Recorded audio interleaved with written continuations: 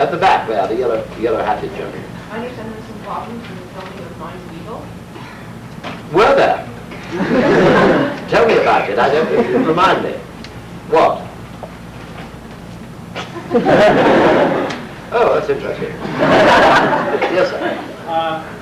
When you were doing The Doctor, did you go out of your way to see your episodes when they came on TV, or just watch if they were on, or did you avoid them like some actors like to do maybe they were?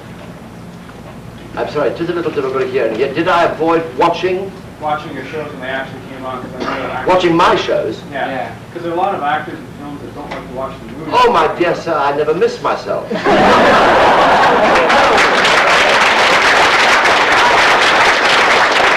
I decided years ago that I was my type.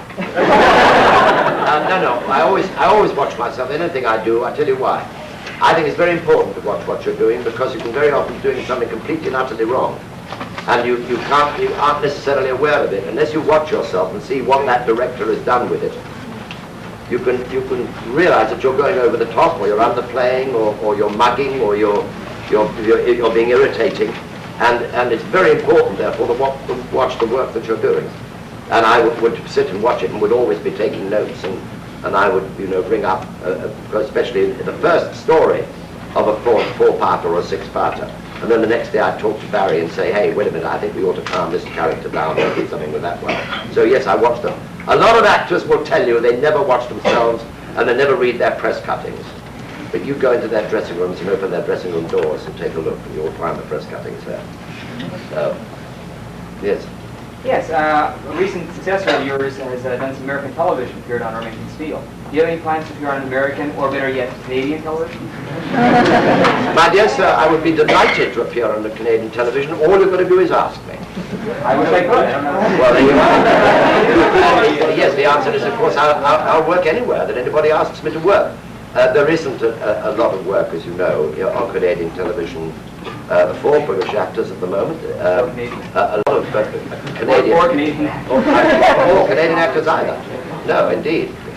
Although I've seen... I went yesterday to see my friend John Neville, who's taking over the directorship of Stratford, and Nicholas Pennell, who's the leading man there, and he's, of course, British.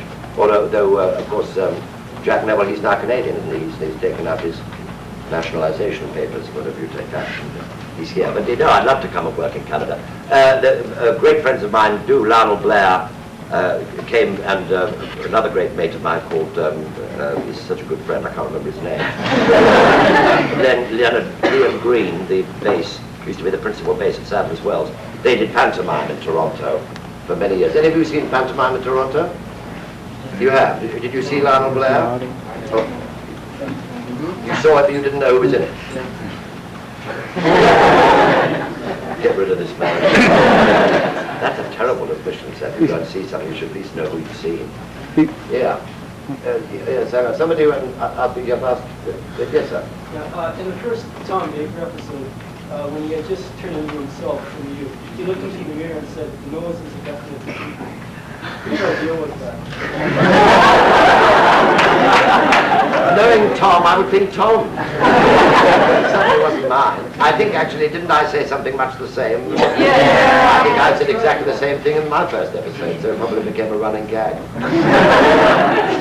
Lady at the back there. My question is, who decided, or did you have any input into who was selected as King Peladon, Patrick's son?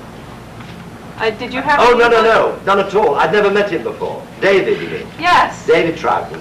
Patrick is prolific. He has large numbers of children.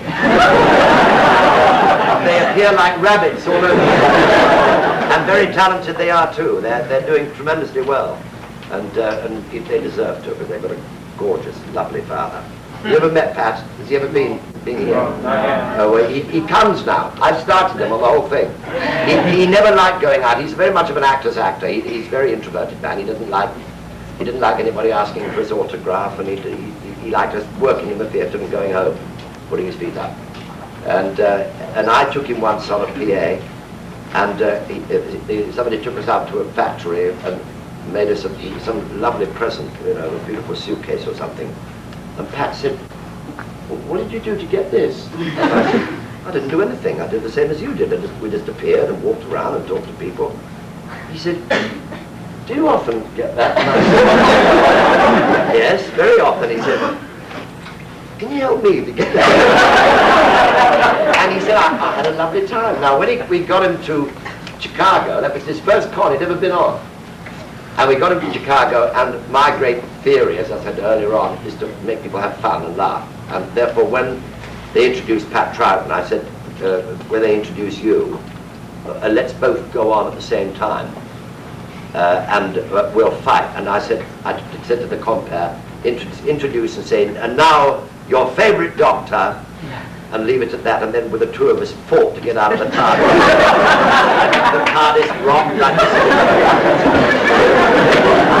And that put him at his ease, and we started this war, and I blew water at him, and he fired a water pistol back at me.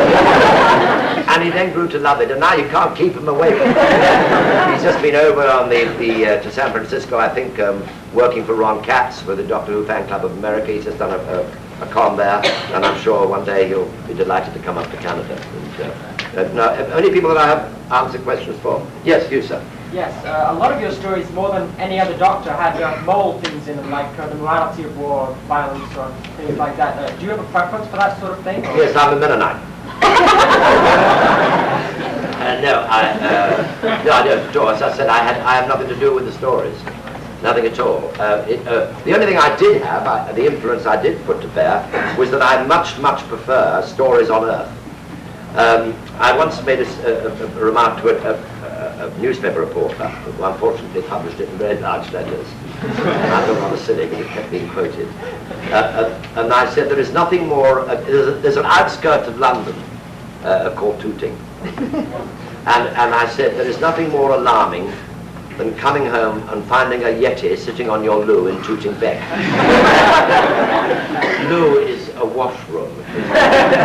And because this is a surprise. If you went to your washroom and you found a Yeti sitting in it, you go, oh my God, because you don't expect to find a Yeti on your loo. But if you're in the Himalayas, or you're up a mountain somewhere, or you're in another planet somewhere, and you open the ice door of the igloo, and there's a Yeti sitting on your loo, that is not a great surprise, is it? I mean, why, he's got to go to the loo sometime. And there correctly he is, and you say, well, he's not really out of place.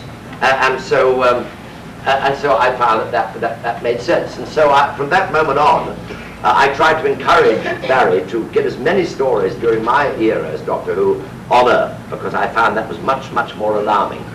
It's much more alarming to have dinosaurs and prehistoric animals falling through the underground, the Metropolitan Railway of London, and having weird Daleks, going over Waterloo Bridge, and I thought that was more exciting.